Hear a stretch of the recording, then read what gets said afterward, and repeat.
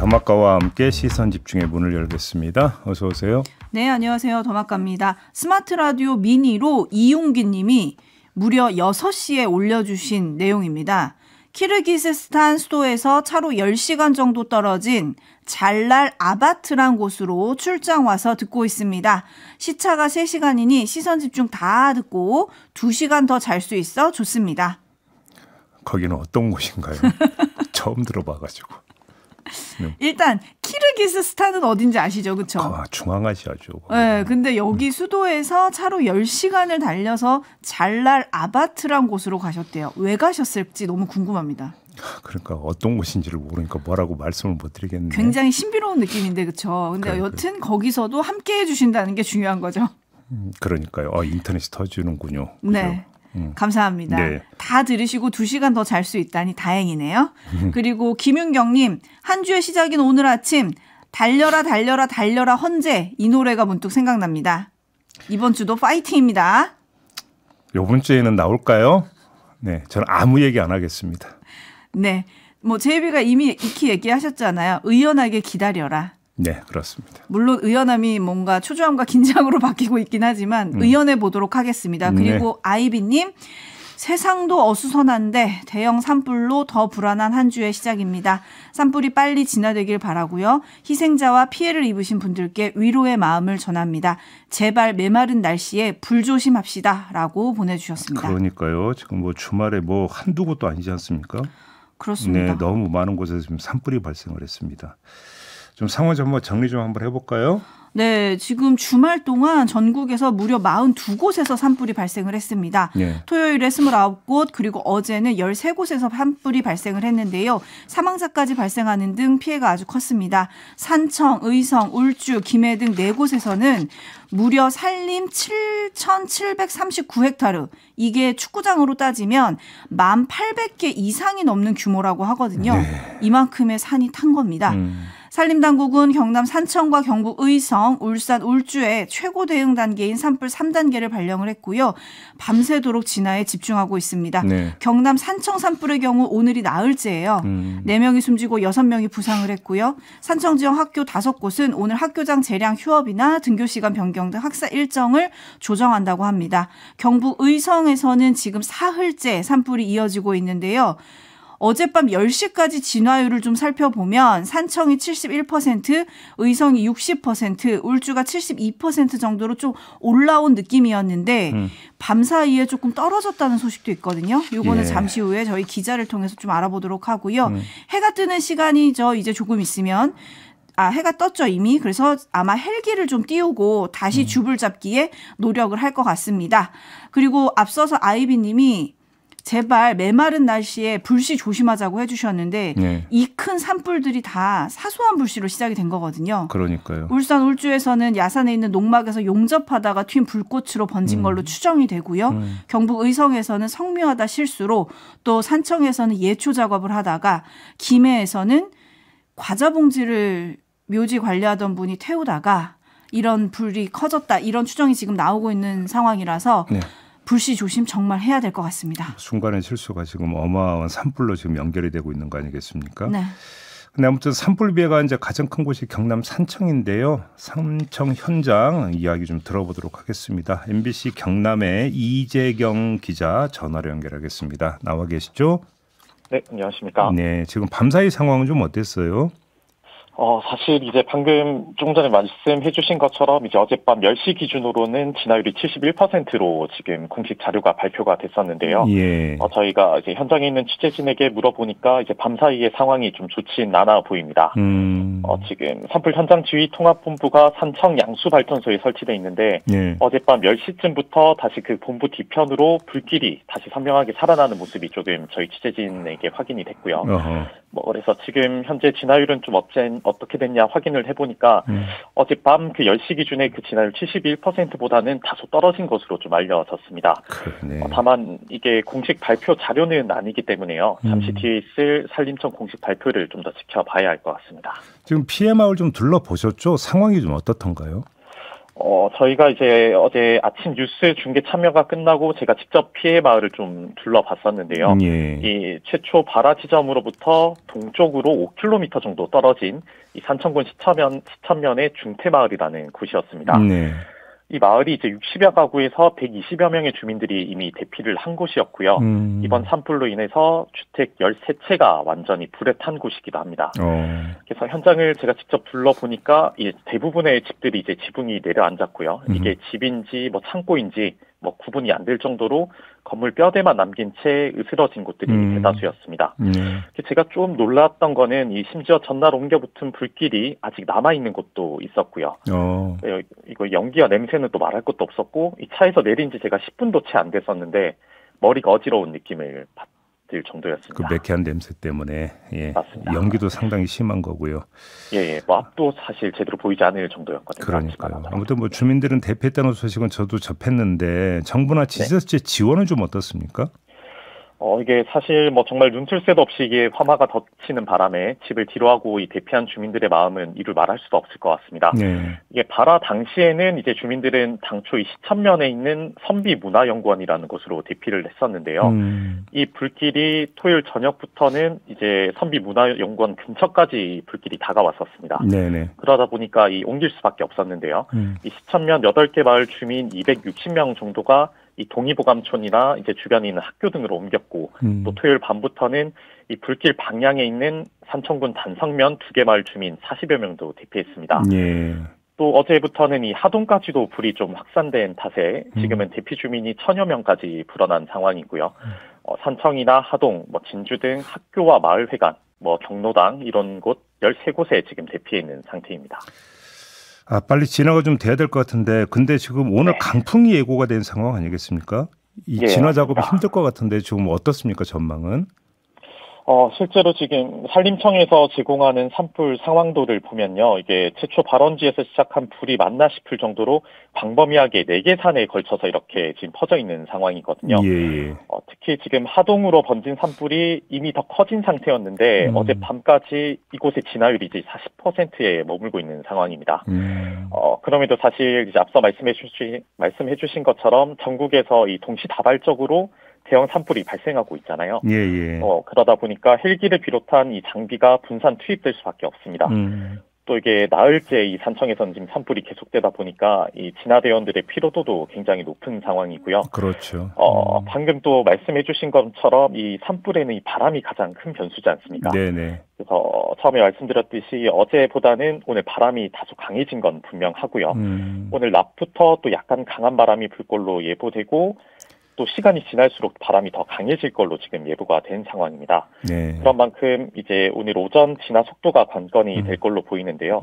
다행히 지금 바람이 조금 강해진 탓에 어제보다는 이 연무 상태는 조금 좋아진 상태라고 하더라고요. 그래서 네, 조금 전 일출과 함께 헬기 36대가 진화 작업에 이미 들어간 상태라고 합니다. 네네. 그러다 보니까 오늘 오전 진화 속도가 관건이 될 걸로 보입니다. 그러게요.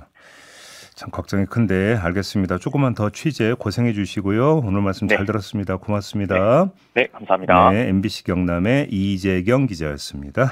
네, 촌철님들도 다양한 지금 상황을 전해주고 계신데요. 7455님, 여기는 경남 산청입니다. 아직도 산에 불이 보입니다. 빨리 진화가 됐으면 좋겠습니다. 라고 보내주셨고 6524님, 울산 대운산 코스 운행 중인 마을버스 기사입니다. 여기도 산불 진화 작업 중입니다. 새벽 상황입니다. 라고 보내주셨고요. 9927님, 지금 고성 쪽에 비가 내리고 있습니다. 이 비가 산청 쪽으로 쭉 올라갔으면 좋겠습니다. 비가 좀 내려줬으면 좋을 것 같은데요. 그러니까요. 제가 어릴 때 시골 제 고향 마을이 산 중턱에 있었거든요. 소나무 타는 거 보신 적 있었어요? 저는 뉴스에서만 봤습니다. 예전에 강원도에서도 큰 산불이 있었잖아요. 무서울 정도거든요. 소나무 송진이 있지 않습니까? 네. 그래서 한번 불 붙으면 정말 무섭게 타는데 그래서 산불 진화가 또 그만큼 힘든 거거든요. 말 그대로 사투를 벌이고 있는 건데 조금만 좀 힘을 좀 더 내주시라 이런 말씀밖에 좀 드릴 수가 없을 것 같습니다. 네, 제이비타임즈 다음 주목할 이슈는 어떤 건가요? 검찰 관련 2가지 소식 전해드리겠습니다. 먼저 첫 번째 소식인데요. 오디오로 만나보시죠. 김성훈 차장과 이광우 본부장은 영장실질심사를 받았는데요. 영장심사에는 서부지검 검사들이 참석하지 않은 것으로 확인됐는데요. 검사가 영장심사에 참석할 의무는 없지만 혐의 사실에 대해 검사와 변호인만 발언권이 있다 보니 검사가 없는 경우 수사주체 측의 입장 전달이 제한될 수밖에 없습니다. 검사는 한 명도 가지를 않았다고 합니다. 영장실질심사에. 그 결과 어떻게 나왔습니까? 김성훈, 이광우 두 사람 구속영장이 모두 기각이 됐습니다. 그렇습니다. 검찰 관련 두 번째 소식은요? 40대 유튜버 유모 씨가 지난 13일에서 14일 사이에 유튜브 채널 공지글이 있지 않습니까? 여기에 글을 올렸다고 합니다. 문영배가 이상한 짓을 할 때 변장 등을 하고 잔인하게 죽이겠다. 이런 글을 올린 데 이어서 우리 윤카가 이제 윤석열 대통령을 뜻한다고 뭐 대통령 각하봐 아마 소리나는 대로 적은 것 같은데 우리 윤카께서 직무 복귀하시면 제 역할은 끝난다. 만약 그게 안 될 시에 몇몇 죽이고 분신 자살하겠다. 이런 글을 올렸다가 신고를 당했는데 네. 그로부터 며칠 뒤인 지난 21일 용산구의 한 식당에서 술에 취해서 빨갱이 XX 등의 욕설을 하며 난동을 부렸다가 경찰에 체포됐고요. 경찰이 구속영장을 신청했는데 검찰이 받아들이지 않았다고 합니다.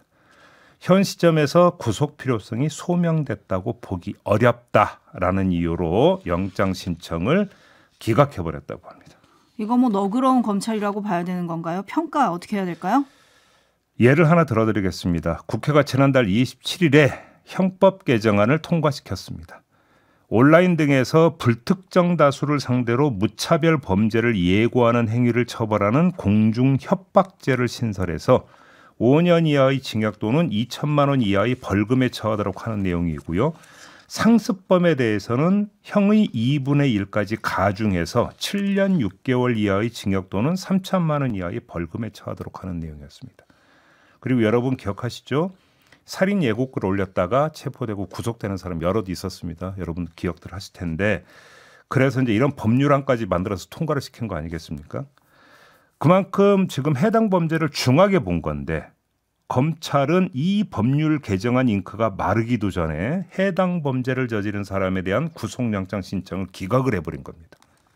더구나 윤석열 대통령 탄핵을 놓고 찬성과 반대 진영이 극심한 갈등을 벌이고 있는 상황에서 이 갈등상에 불을 지를 수 있는 사안을 그냥 흘려버린 것입니다. 도저히 이해할 수 없는 행태인데 그래도 이해를 하려고 하면 그 방법 짜내고 짜내면 딱 하나가 나온다. 이런 말씀을 드리겠습니다. 그게 뭘까요? 영장실질심사 불참건까지 묶어서 보면 하나의 공통점이 있습니다. 그게 뭡니까? 수사를 주도하고 구속을 추진한 곳이 경찰이라는 점입니다. 이걸 검찰 입장에서 보면 어떻게 될까요? 경찰이 너무 나댄다 또는 설친다? 좀 더 구체적으로 말하면 경찰이 탄핵 국면을 틈타서 활개치는 게 꼴사납다? 뭐 이런 심리입니까? 자, 이런 삐딱한 분석 말고 참으로 선량한 분석이 하나 더 있긴 합니다. 그게 뭐냐? 검찰의 인권 감수성이 워낙 뛰어나고 불구속 수사를 원칙화하는 신조가 너무 곧아서 그랬다라는 분석도 있을 수는 있습니다만 이 분석은 그동안 검찰이 보여온 행태와는 너무나 다른 분석이기 때문에 제가 뺀 겁니다. 그래서 결국 첫 번째 분석으로 돌아갈 수밖에 없는데 이 분석에 기초하면 한마디 더 추가할 수밖에 없습니다. 어떤 겁니까? 검찰의 영장실질심사 사보타주는 내란 수계 보위에 일조하는 것으로 귀결될 수밖에 없습니다. 검찰의 구속영장 반려는 내란 수계 극렬 지지자들의 난동 여지를 높이는 것으로 귀결될 수밖에 없습니다. 종합하면 검찰의 행태는 결과적으로 내란 친화적이라는 것입니다. 이런 모습이 윤석열 대통령 석방 이후에 더 노골적으로 나타나고 있다라는 점도 놓치면 안 된다. 이 말씀까지 함께 드리겠습니다. 네, 이승민님 체포하면 뭐하나요? 내보내줘 버리는데 라고 좀 꼬집어 주셨고 이은하님 이건 검찰이 폭력을 조장하는 건가요? 권광윤님 나라가 이러다 정말 큰일 나겠습니다. 법질서가 무너지면 나라가 어떻게 되겠습니까? 라고 많은 분들이 물음표를 좀 보내주셨고 어찌합니까 님은 무법천지 나라로 가는구만요. 라고 네. 좀 꼬집어 주셨어요. 그리고 박소연님, 세상이 왜 이럴까요? 국민학교 때 바른 생활 배웠는데 점점점 그러니까 말이에요. 해주셨고, 함은철님은 법원도 한편인가요? 증거인멸 적극적으로 도와주는 겁니까? 라고 좀 꼬집어 주셨는데, 이거는 이제 김성훈 경호처장과 이광호 본부장 구속영장 기각된 거에 대해서 이렇게 얘기를 하시는 것 같아요. 그렇습니다. 윤석열 대통령이 석방이 됐고 김성훈 경호차장도 구속위기에서 돌아왔습니다. 경호차 내부가 어떨까요?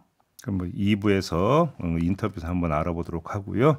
네, 다음 뉴스는 어떤 건가요? 보험료율을 13%로 소득 대체율을 43%로 조정하는 내용의 국민연금법 개정안이 지난주 목요일에 국회를 통과했습니다. 그 뒤에 여기저기서 청년 착취라는 반발의 목소리가 터져나오고 있습니다. 크게 두 부류인데요. 한 부류는 여야의 3040 젊은 의원들입니다. 그리고 또 한 부류는 국민의힘 내부의 대권 주자들입니다.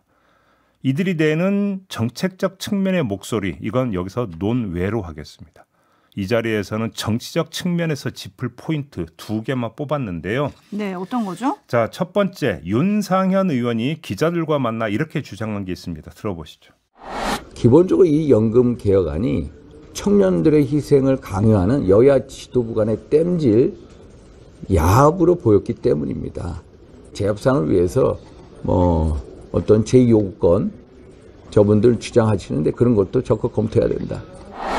그러니까 거부권 이야기를 지금 꺼낸 겁니다. 자, 저는 이 주장을 들으면서 최상목 대행을 떠올렸습니다.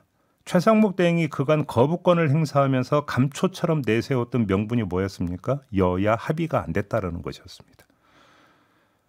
여야 합의가 안 된, 야당이 일방 처리한 법안이라는 이유로 거부권을 행사하곤 했는데, 하지만 국민연금법 개정안은 여야 지도부 간 합의에 따라 본회의에서 처리한 법안입니다.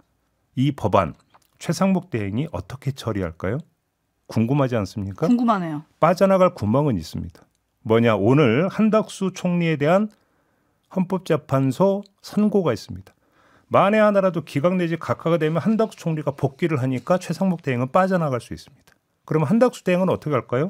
다르지 않습니다. 탄핵되기 전에 한덕수 대행도 여야 합의를 되게 강조를 했었거든요. 똑같다. 어떻게 할까? 이게 첫 번째 관전 포인트다 말씀을 드리고, 네, 또 하나의 포인트는요? 권성동 국민의힘 원내대표가 어제 기자간담회에서 이런 말을 했습니다. 들어보시죠. 그 탄핵 인용을 전제로 해서 사실상 대권 행보를 하고 있는 정치인들의 그런 정치적 주장에 대해서 제가 일일이 평가한다는 것 자체는 적절하지 않습니다. 네, 국민의힘 내부 비판을 대선용 인기성 발언으로 규정을 한 것 아니겠습니까? 이렇게 가정해 봅시다. 국민의힘의 대선 후보가 청년층을 공략하기 위해서 국민연금법 개정안을 비판하고, 이에 야당 후보가 그때 국민의힘 지도부가 합의한 거 아니냐라고 환기시키면 그때 뭐라고 할까요? 국민의힘 후보가. 최상목 대행이 거부권을 행사하지 않고 공포해서 모수개혁이 기정사실이 돼버리면 그때는 뭐라고 할까요? 결국 할 얘기는 구조개혁밖에 없게 될 겁니다. 그럼 모수개혁 먼저 하고 연금특위에서 구조개혁하자라는 여야 지도부의 합의, 그거하고 사실상 뭐가 다른 겁니까? 다른 거 아무것도 없게 되는 겁니다. 지난주에 통과된 국민연금법 개정안을 원점으로 되돌리지 않는 한 앞다퉈 비판하는 국민의힘 대선 주자들의 목소리는 말 그대로 일회성, 인기성 발언에 지나지 않는다. 이렇게 봐야 된다는 것입니다. 네, 참고로 한동훈 전 대표, 안철수 의원, 유승민 전 의원 등이 지금 거부권 행사를 얘기를 하고 있죠. 네. 김창면님, 누구를 탓하지 말고 모두가 잘 될 수 있는 길이라면 이해와 존중이 필요한 시기라고 생각합니다. 네. 라는 의견을 보내주셨고, 성숙한 어른님, 최상목의 행보는 그냥 현상 유지에만 포인트가 있는 것 같아요. 라고 좀 꼬집어 주셨는데, 김희숙님은 제이비 그래서 오늘 총리 어떻게 될까요? 라고 또 물어주셨네요. 네. 10시에 선고가 내려집니다. 몇 시간 안 남았습니다. 기다려보시죠. 네. 네, 그렇습니다. 10시에 한덕수 총리에 대한 탄핵심판 선고가 있죠. 그 결정 지켜보도록 하겠습니다. 네, 이렇게 마무리하죠. 더마카 수고하셨습니다. 고맙습니다.